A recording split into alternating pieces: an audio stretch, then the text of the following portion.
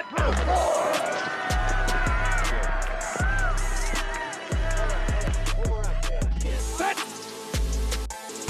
4, 3, 1.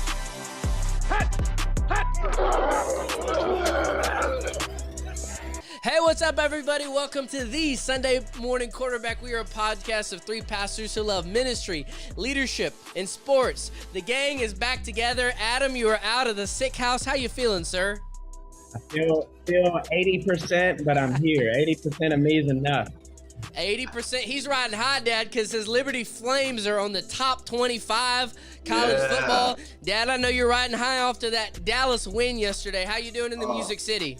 Doing good. Dallas wins, Liberty wins, UT wins. It's all good here in National Country. Yes. Well, hey, guys, welcome to the Sunday Morning Quarterback. It's good to be with you. We have a super special guest coming in the second half of our pod today. Pastor Rob Hardy, who goes way back with us from the Go Tell days, and now he is the newest campus, or he's launching, helping launch the newest campus at the Summit Church, which many people know the Summit. Former SBC President J.D. Greer, and Rob is heading that campus up, and so he's going to be on in a little bit, but it's just cool, man, bringing people on from all over the place, all over the country, and all over our past in ministry. But hey, before we do that, fellas, let's jump in. Man, wild football weekend, big week coming up. So first, Adam, let's start here. Football reactions, college, pro, what stuck out to you? What caught your eye? I'm going to stay in the pro ranks this time, and I'm gonna look at two teams on the West Coast. First is the 49ers, having acquired my guy CMC from my Panthers. Yesterday he throws for a touchdown, runs for a touchdown, and catches a touchdown. We knew that he was heading to a fairly loaded roster, a team that's almost won a Super Bowl in recent years. And, man, it looked scary because he did all of that without Deebo Samuel out there. So I think San Francisco, not that they needed a big boost, but I think they needed that to really separate themselves in the NFC. I think right now they are the class of the NFC. So that was interesting just to watch how that would transpire. And the second one that I can't help but notice is the Las Vegas Raiders. Yep. Losing yesterday 0-24 to the Saints. And I don't remember which of you gentlemen picked them to win, but it doesn't look good now. They're 2-5. Devontae Adams had one catch with all that money and a decent quarterback. And so I don't know what's going on in Vegas. I saw a headline that they were booing the coach and demanding he be fired. So Josh McDaniels is in deep water. So I've got my eye on that. I don't know what's going on in Vegas, but they've got to get it together. Ooh. Hey, Kate, let's pause here real quick. And let me just put it out there for the record. Now that we have tape, okay, both of y'all's teams are struggling because Adam said the Broncos were going to go off to the races. And, Dad, I believe you said the Raiders. And No, I thought I said I'm a Chargers guy. Oh, yeah. Your team sucks, too. You said the Chargers, and I said the Chiefs. And you're like, the Chiefs. Oh, boring Chiefs. Yep, you're right. Hey, but serious question, and this is to both y'all. Do y'all think the problem is McDaniel, or do y'all think the problem is the quarterback? I haven't watched enough to know, but when I see that Devontae Adams had one catch, it kind of makes me think I don't know how much leeway the offensive coordinator has there. Kind of whoever's calling plays, whether it's McDaniels, the coordinator, and then also Derek Carr as well. I mean, that's just unacceptable to have one catch for a guy like Devontae Adams. That's insanity. How many targets? I know Devontae and Aaron Rodgers are really missing each other right now because Aaron Rodgers doesn't have anybody to throw to. Yep, it's crazy. I wonder how many targets he had because Derek Carr's boy is Devontae, so something definitely not right there. All right, Dad, what stuck out to you? 3 words. Dak is back. That's my 3 words. 3 words. But I don't want to be a homer. I'll just leave it at that. But I had to get that in there. Sorry, Adam. Hey. We've tried to be such not homers that we haven't talked about the Cowboys at all season on this podcast. What? So, yeah, we never talk about the Cowboys other than in passing. Every reaction is, did the Cowboys win? We talk about 3 words. We talk about Liberty football more than we do the Cowboys. Gosh, let us bask in our glory a little bit. Go ahead, Dad. That's true. I mean, listen. I mean, they are the second best team in the NFC, and they are America's team. But that's okay. I agree. I want to. I think one team that's real interesting is the Seahawks. I think they're a real interesting team. They beat the Giants, who were a one-loss team. They would always come back in the end, but that's a real resilient team. They're fired up. I think their quarterback is finding his second win in NFL. So that's a team I'm keeping my eye on. Here's another interesting phenomenon that I think is going on in the world of sports. And so in the NFL, you have Mr. Brady and Mr. Rogers that are just kind of dying on the vine. And in the NBA, you have LeBron James and KD, two legends in the NBA that seem to be dying on the vine. So it's really interesting to see 4 stars in 2 different leagues really begin to take a downward slope. And you're seeing some new stars in both the NBA and the NFL. So kind of fun times, kind of seeing some transition going on. But I'm keeping my eye on the Seahawks. And of course, keep your eye, Dak is back. You get that offense rolling and the defense, they look pretty scary. Yeah, definitely. A few things that jumped out to me real quick. Did y'all notice that the Cardinals took an L yesterday? I was really curious to see how they did against the Vikings. The Vikings look good. Man, the Seahawks, I didn't see them being that good. So that was interesting. That helped us in the division. So definitely an interesting week in the football realm. Well, hey, let's keep it moving. Guys, it is here. It is the week. I don't know about y'all, Adam. You don't live in the South anymore. But, man, let me tell you, this week. Richmond, Virginia is the South. Is it really? Yeah, it's like the centerpiece of where the Confederate, You don't live in the football South, okay? Because everybody is licking their chops as they get ready for the Georgia-Tennessee game. So, fellas, here in a minute, at the end of this, we'll talk about our college football playoff predictions. But before we do that, Dad, I'm going to start with you. Georgia, Tennessee, and we're going to put this clip out there for all the people to hear and be educated for this game. Who you taking? I have to be careful because so many in our church are Tennessee fans, but I have to be real and I have to be truthful. And remember, I picked Georgia to win the whole thing from the very beginning. So I've got this dilemma on both sides, but at the end of the day, you got to look at the tape and you got to look at what you see. And what I see right now is the Tennessee Vols. Yeah. I think the Tennessee Vols are going to beat Georgia. I'm just not sold on this vaunted Georgia defense, and I'm not really sold on a vaunted Georgia offense. I am sold and have seen it against Bama, this offense do some real damage. So at the end of the day, I'm going to pick the one that has the highest ceiling, and the highest ceiling of all of them is that Tennessee Vols offense. I'm saying go Vols. He's saying Rocky Top. Now, half his congregation Tennessee fans, so I'm not going to say that's influencing his pick. He don't want to have his church members coming after him. That's an interesting point. Adam, who you taking? Yeah, I'm right there with Joe. I think it's the eye test. And when you watch their games and they're hanging 50 on everybody. Yep. So you've got to slow their offense down. And even if you slow their offense down, you've got to put points on the board yourself. Mm-hmm. And so I don't see Georgia doing that. I think it'll be a fight. I don't think Tennessee's just going to ramrod or anything. But I don't think Georgia is going to play them as well as Bama did, because they don't have the type of quarterback that Bama does in Bryce Young. So I see Tennessee probably pulling away somewhere around the end of the third quarter, early fourth quarter, and probably winning by 2 touchdowns or something. And good old Rocky Top. They will be number 1 in the nation without reservation. Wow.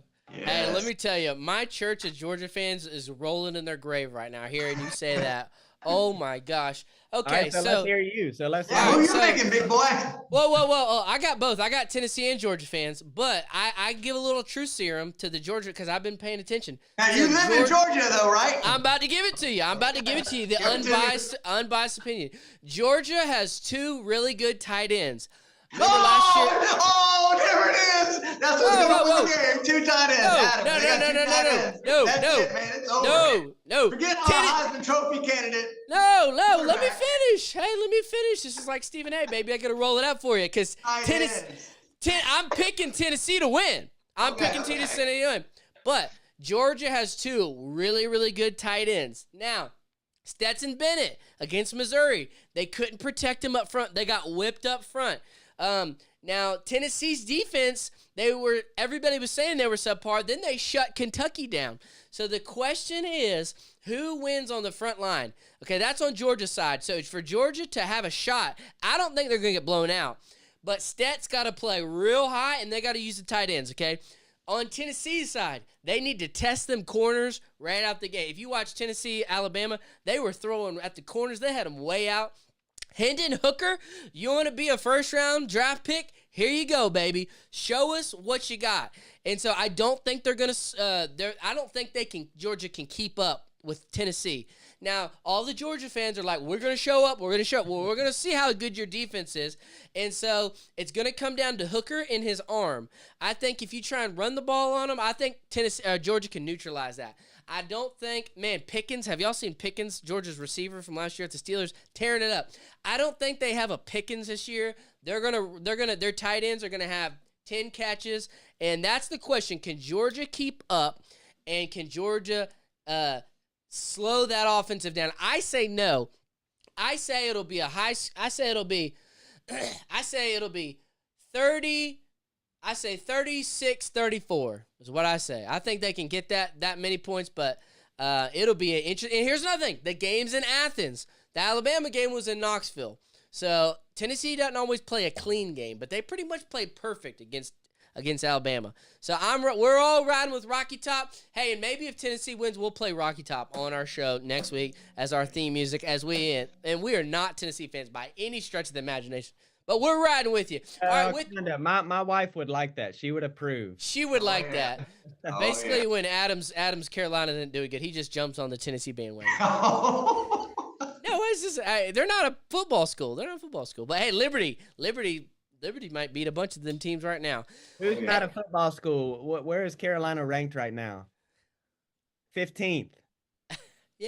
Yeah, we'll see. We're just all coming. All my teams are coming. All we do is win. All right, Adam, who are your last preacher pick? Who do you think is going to make it to the college football playoff right here, right now, if you had to pick today? Yeah, so we're going to release this episode the day that the very first college football playoff picture comes out. So I'm going to keep it rolling with the bright orange. I'm going to go Tennessee at number 1. Here's why. I'm assuming they're going to beat Georgia, but even if they don't, they have 5 ranked wins. All right, 5 ranked wins, many of those being SEC schools, knocked off Kentucky this past week. And here's why that's important, because the other teams that are going to come behind them barely have any ranked wins. Ohio State will be my number 2. They have 2 ranked wins. We all know that their big test comes at the end of the year with Michigan. So I've got Ohio State at 2. I think Georgia will be number 3. Don't need to say a lot about why that is. And here's my number 4, and this is probably going to be disagreed with. I doubt they'll show up when the rankings come out from the official guys, but I think Clemson is the number 4 school. Ooh. They have 3 ranked wins already. And, some of them were a little ugly. Some of them were really close, but people are really down on the ACC. And it feels like that happens every single year, but we have just as many ranked teams in the top 25 as the ACC does as any other conference all year long. So you can say what you want to say. Sounds like the NFC East. Yeah, but you can say what you want to say, but Clemson is undefeated. They beat ranked teams. They've got, of course, in my opinion, I think he's probably the second best coach in the nation still. And I think Clemson's going to fall there. Michigan will be on the outside looking in at 5. Of course, if they can beat Ohio State, they'll flip-flop. And then I've got Bama at 6 and TCU breathing behind them. Wow. We say all that about Tennessee, and then Tennessee was barely struggling to beat Bama on the road. They are sure getting a lot of blasphemous right now. Dad, who's your top 4? I agree wholeheartedly with Adam. So here's what I'm going to do. I'm going out on a limb and I'm going to pick the 4 playoffs teams right here, right now. So when this time comes, we will go back to the clip and you will say, holy smokes, he got it right. Okay, you ready for this? I'm going big and I'm going deep. Whoa. I'm going for number 1. I'm going to go. I just changed my mind right all of a sudden. No, I'm just joking. I'm going to go with Tennessee. I'm going to go with Alabama. I'm going to go with TCU. Woo! And I'm going to go with Ohio State. That 4 teams represented. Because, and here's the logic. I think Tennessee's going to beat Georgia. And then I think Tennessee will play Alabama in the SEC finals and the championship. And I think Alabama will win that game. That will take away Georgia, and they'll put Tennessee and Alabama. I don't think anybody's going to beat TCU. They will be undefeated. And I don't think anyone's going to beat Ohio State. They will be undefeated. And I think TCU will have a better strength of schedule over Clemson. The ACC, they just got little teams. North Carolina State, of course, those teams. So those aren't any teams. They play good basketball. They can't play good football. Clemson will be undefeated, but they won't have enough good teams that they beat. I think the rest of them will. So mark it down. Alabama, Tennessee, Ohio State, TCU will be in your Final 4. Now, what happens Wait a minute. Adam, what do you disagree with? I think Clemson's going to end up in the Final 4. So who's because they don't play anybody. Who's placing them? Again, they've beat 3 ranked teams already, and they're probably going to meet UNC in the ACC championship. We know who's going to win that one. Whoa. Well, I'm just saying they're probably going to be 13-0. So I don't know how you keep a 13-0 conference winner with a historic program and an all-time great coach out of the playoffs. Hey, what happens if this happens? Okay, think about this, and we'll wrap this segment up in a minute. What happens if Georgia beats Tennessee, but then Alabama beats Georgia in the SEC championship? Yeah. One of those 3 is going to get left out. Yeah, I agree. It better be Georgia because Tennessee's schedule is far more impressive. It is, but Tennessee's got to win today. They can drop the SEC championship, but, man, that would be wild.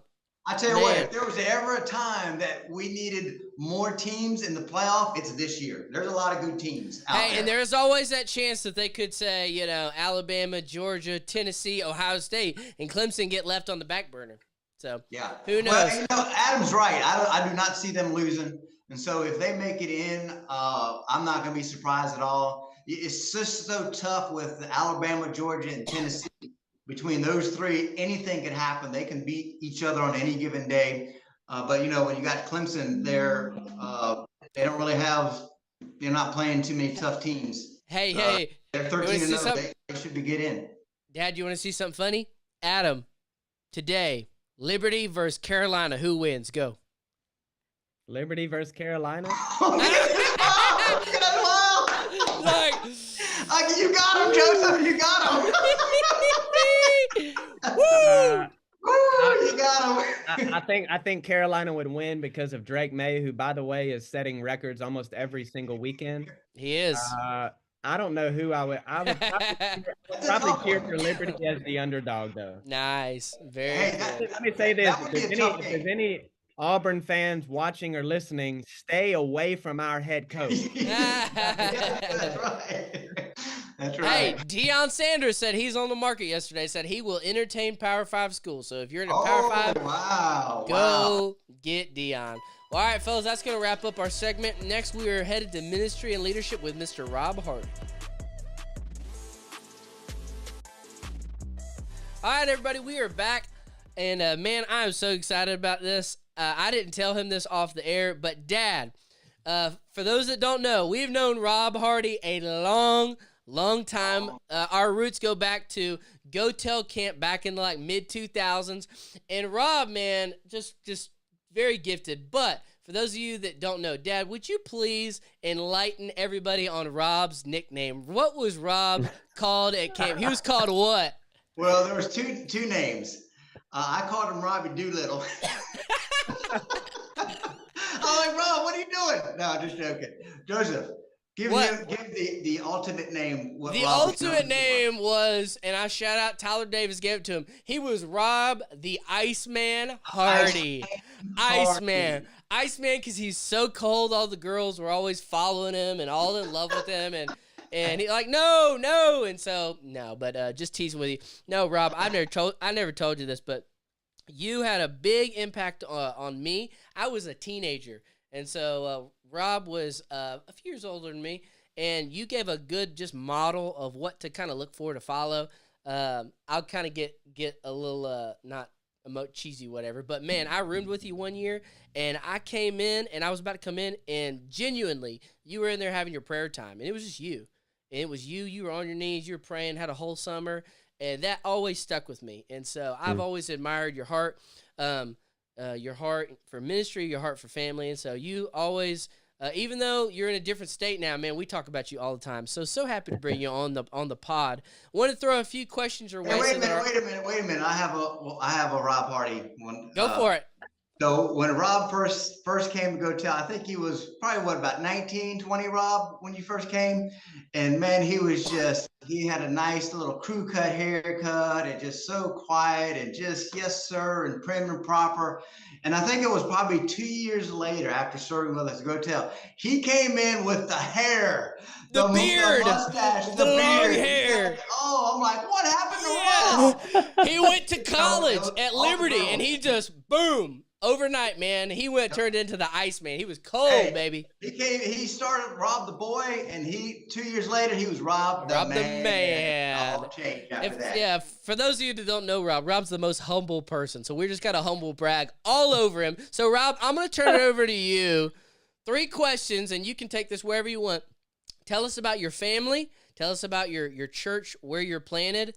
Your sports bias, being that we are the Sunday morning quarterback. What's the team you root for? And then third, you can finish out with your biggest preaching blunder. Take it away, sir. All right. Well, hey, thank you guys for having me. I appreciate it. So I'm married to my wife, Erin. We celebrated 12 years of marriage earlier this summer, and we have 3 kids. We have 2 boys and a girl. We have Bear and Will. They're Bear's in 5th grade, Will's in 3rd grade, and Naomi is in 1st grade. So that's the family. We are at the Summit Church, the Fuquay Arena campus. We opened up 2 months ago. Wow. And I was at another Summit campus before that for about 4 years. And let's see, sports bias. So a little bit of a sports mutt from moving around and just some random things I'll explain. So grew up a lot around Atlanta. I'm a Braves fan. Unfortunate early ending this year, but also a Falcons fan. They're terrible, and I don't know when they'll get better. They're not as terrible as my Panthers, as we saw just yesterday. So. Oh man, yeah. At least they fired Matt Rule. But anyway, and then so I think I probably follow the NBA more than any of the other sports. And I'm a Boston Celtics fan, not a Hawks fan. I don't jive with Trae Young. But just randomly, I had no clue about Larry Bird, Bill Russell, Red Auerbach. I had no clue about any of that. But when I started following them when they drafted Paul Pierce back in the early 2000s. Yes. That's kind of when I started watching NBA. Truth. So, yeah, that's right. Biggest preaching blunder, the closest thing I can think of is when I was in student ministry, I said the word boots, and the way the mic did not carry favorably. And with middle school and high school students, they started looking around, and I tried to move past it very quickly. That's funny. Well, luckily it wasn't on video, because who knows what that kid would have done with that clip. Oh, man. That's funny. Well, hey, one of the things, Rob, that we were just talking about is, man, I think the most fun thing for us is, in ministry all the time, we used to say, man, I would love if our friend Rob could meet Adam, or Dad, I'd love if you could meet our friend Russell in Texas. But because of Zoom and because of the way the world works now, we can do that. Yeah. And so it's just been so fun chopping up sports and ministry. But also, Rob, we've been interviewing different pastors around the country. We interviewed Griffin Gutledge last week, pastor in Georgia, and several others. And so, but you have such a unique perspective. For those of you out there, we have ministry people, and then we have people that are just your everyday churchgoer, volunteer. The Summit Church, and I'll go ahead and say this, Rob, for you guys are a standard bearer for not only the Southern Baptist Convention, but for evangelical churches in America.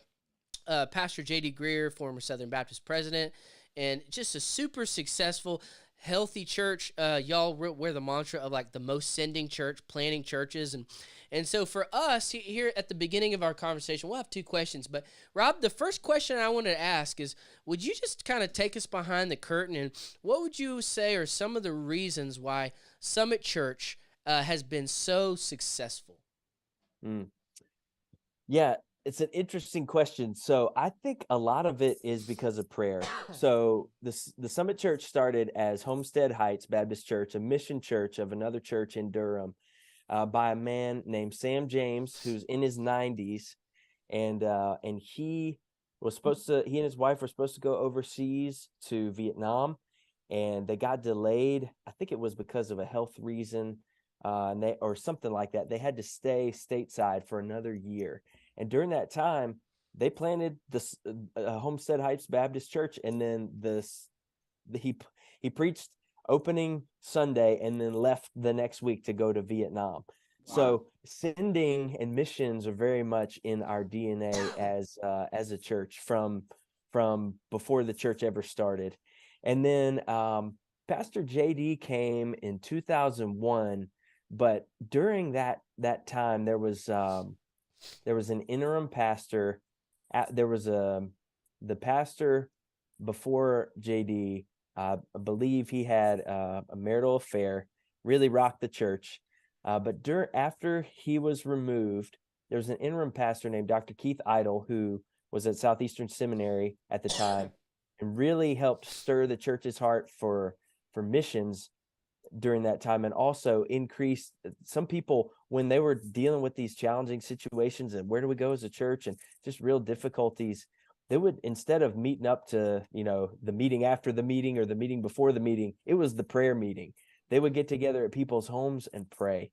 Mm-hmm. So God was really doing a lot in the heart of what was then Homestead Heights Baptist Church. And Pastor JD, if he was on here, he would say he caught a wave of what God was doing at the right time. He was 28. He was coming. He was on staff previously, or on staff as I think he was a college pastor before he was the senior pastor. But God had really done a work in his heart for the nations while he was serving overseas through a couple years before that time. And God has he's used, I think, two things. God has used the open-handedness that we have tried to have, that we really believe in. If anybody's read Pastor JD's book, Gaining by Losing, that we truly believe sending capacity is greater than seeding capacity. And it's costly. It really is. And I don't mean that just financially, but in terms of sending pastors and staff people and just regular everyday church members, church people to go and be a part of church planting launch teams is really what God has used, but it's also been costly at the same time, because people who have been friends with some of not only our pastors and staff, but shared life in some hard situations with church folks, them leaving, and big givers, big people who are key leadership roles as volunteers, all those sorts of things, to be open-handed to say, hey, we want you to go where God's calling you to go help plant a gospel-centered church somewhere else, either in the United States or around the world. That's been one thing. And then I think Pastor JD's unique giftings. Yes, he's a very gifted, anointed preacher, but also he's got a unique capacity. He's got a high capacity that I believe is hard for other people to replicate. And it's just how God has gifted him. And God has set up our church staff structure in a unique way that can thrive around who he is and base its structure and giftings around it. Yeah, I think it's and as an outsider looking in, you see God's providence and just a few things he said, because JD, he is, like you said, a gifted preacher, communicator, but it's not just that, it's the way he communicates, very fast paced, kind of knows what's going on in a cultural way. He's not a cultural preacher by any means, but to have spent time overseas and to have that burdened for missions, and then to serve as a college pastor, and then to be in that church in the Research Triangle where you've got NC State and Chapel Hill and the school that will go unmentioned. It's just like a recipe for God to work, and it's just neat to watch how God has done that. Um, I've got a question though, because if you're starting up a new campus for Summit, and I just pulled it up, it looks like you guys are about 45 minutes south of RDU. You know, the college atmosphere, all of those college students that make up such a large part of the other campuses, probably the main campus, I would assume. Not that you're not going to have any of that, but it is a different, dichotomy. So how are you guys preparing for that? Not that you're in the country by any means, because I know Apex and where you're going are suburban in a way, but how's that going to look different? Yeah, so it's interesting. So I was at our Apex campus for about 4.5 years before this new campus. And it is a campus that by and large doesn't have many college students. So we have a commuter school in our area called Wake Tech, and you can get your associate's degree there or just take some credits. And so we have some college age folks who are schooling through there. So and about 400 people from our Apex campus left to go start this new campus in Fuquay Arena. So they were kind of used to that in a way, but at the same time, hearing how God has worked in the history of our church and how he's used college students, that's something in my own heart that I've wanted to see God do more of. So interestingly, we're about 25 minutes from Campbell University. So we have been able to, and they're in Bowie's Creek, which is a small town. And I talked to one of the college students who grew up at the Summit, and who goes to Campbell. And she said, anybody I know who is part of a church, they drive to Fuquay, Varina, or further. So it's been interesting to see, as we've opened, we've been able to connect with a small group of college students. So we're trying to figure out, what does it look like for us to reach them, engage them, disciple them in meaningful ways. Our first plan is to start with like a college Bible study, basically, that meets in a home during the week. But it's a place where there are believers, but at the same time, there's a lot of lostness there. So we're trying to figure it out, is the short answer. Dad? Yeah, I have a question for you, a personal question. Yeah. So being at a church, at that size and magnitude and influence, how is that church influenced, or the imprint that church and the leadership structure of that church made upon personally, as a man, as a husband, as a father, and ultimately as a pastor? What have they done to just imprint you in a good way that's helped you further your ministry? That's a great question. So from our top leadership all the way down, the sentiment that has been expressed in different ways is basically, what you can give to our church is your best self, your most godly self. When I sat through interviews to be a campus pastor and go and walk through that process, I asked the question, well, what do you guys expect of a campus pastor? They said, we need and want a man who walks with God.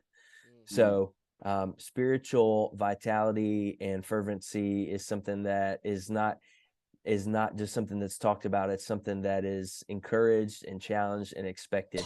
Eugene Peterson has this really interesting quote where he says that the scary thing about ministry is that you can learn to do it. And that's not who and how we want to be at the Summit. We want to be people who are, as our mission statement says, we're following the Holy Spirit. So I've tried to learn what it means more to follow the Holy Spirit, to realize that it's more important that my supervisors and our leadership, they care more about the dad and the husband I'm being at home than they do the pastor I'm being to our congregation. So those things have been very, very impactful for me. Cool. Hey, Rob, real quick. In a church that size, there are different sides of the coin. There is the ministry side of the coin. While it's not all the time most important, you got to have the spiritual side. But a lot of times, my dad or Adam, they're big visioneers, but there's got to be somebody to help build the structure and all that. So can you kind of take me behind the curtain, just let me geek out for a minute? Well, I start in a new church as far as teams and ministries and leaders and training and all that. Where have you guys 2 months in? What have y'all, obviously you got to build it over time. And a lot of churches will say, a campus is a sibling, but the sibling might look different. You're in a different demographic. So how much of that comes from the mothership and how much you guys personalize? Where have you started to look to build first and, system strategy, people? Just what are your thoughts on all that? Yeah. So in terms of training and structure and support, as we were building our launch team and hiring new staff and all those sorts of things, we were resourced really, really well from our central ministry support team, which is a huge gift. I thought during that process many times about how people who were planting a church, they'd be thinking about finances and facilities and HR and insurance and payroll and all those things. All of that, like we don't do anything with that because it's so well taken care of by our central teams. So we do take what we have wherever we go in terms of our systems, whether it's recruiting or way we beef up our serving teams or how our ministries function on a Sunday morning. We do take all of that with us, but we do have flexibility to contextualize it as best fits our needs. But our goal is that whatever Summit location you're at, that it feels like the Summit Church, that we have, every campus has a first-time guest tent, and every campus you're going to get walked through somewhere if it's your first time. You're not going to get pointed to and talked about, oh, this is over here, that's over there, hope you find it, we're really glad you're here. We're going to walk with you wherever you go. So yes, it'll feel a little bit different because no two locations look exactly the same. But in terms of the sermon that you're hearing and the experience that you're getting in our Summit kids or Summit students, or if it's your first time and walking through our team, our guest services team taking you through, we want that to be as similar as it can be given the variety of locations that we have. Sure. So our campus teams try to learn from our central teams, but ultimately we're given ability to contextualize at the local level. Very cool. Very cool. I have one more question. Yeah, go for it. If there was, we've known each other for a long time, and I know that you have been around and seen a lot of different ministries and different sized churches. If there was one thing that Summit does and does well, and if there was one bit of advice that you could give to all churches, this one particular thing that bridges all contexts, that you think every church, if they could just do something like this, it would help all churches, no matter the context, something that you do well, to offer a bit of advice, what would that one thing be for pastors that are listening to this program that you think can help any church that's listening? Yeah, that's a great question. Keep the mission at the forefront, as it's so easy because there's so many things, whether they are people ministry related or administrative or whatever they may be in different people's contexts, that always want to pull away from time and focus. And to keep the mission at the forefront is core to who we are as a church. It's something that Pastor JD and our leadership do really well to continue to cast that vision in refined ways. Not that they're always changing it, but that over time it could look differently as we establish our footprint as a church. So keeping the mission forefront, and so that people realize, yes, Jesus came and he died so that free offer of salvation could be made to all people. And that has particular implications for us as God's people. And yet Jesus said, I have other sheep who are not of this fold, and they have to come in also. So it is for us and it is for others at the same time. Very cool. Well, hey, real quick, us being preachers, we tend to be a little long-winded. So this last question, Rob, I know you are a student of the Word, and I know your quiet time is something that you do every day. So I'm going to start with you, and we're going to pass it around the horn. But, guys, let's try and keep this brief, okay, because we could pontificate and go all day. But, Rob, I'm going to start with you as our last word on theology. Rob, what is your favorite book of the Bible and why? Romans. You get, there's so much that's there, and the way Paul lays it out is just incredible. How he talks about salvation and Jews and Gentiles and God's plan before he started the world. There's just so much rich stuff there. Good. Adam, what's your favorite book? I got to go with Matthew, and I'll break the book down systematically for it. No, I'm kidding. I think the obvious reason is Jesus being the first gospel and the way that it connects the Old and the New Testament together. And I think just from a personal standpoint, I love structure. And, Matthew is very Jewish in the way that he writes that. And I'm a type A personality. So, and on top of that, Sermon on the Mount, if you told me you only get 3 pages of the Bible to pull out for the rest of your life, right there, Matthew 5-7. And, it's just rich from start to finish. I just love the Gospel of Matthew. Cool. Dad? I got to break it. I got 2. I'll make it quick. No, you can't do that. Yeah, come on, man. I'm last guy. I like John because it's so much different than the other 3. The other 3 are very similar. 90% of John is different.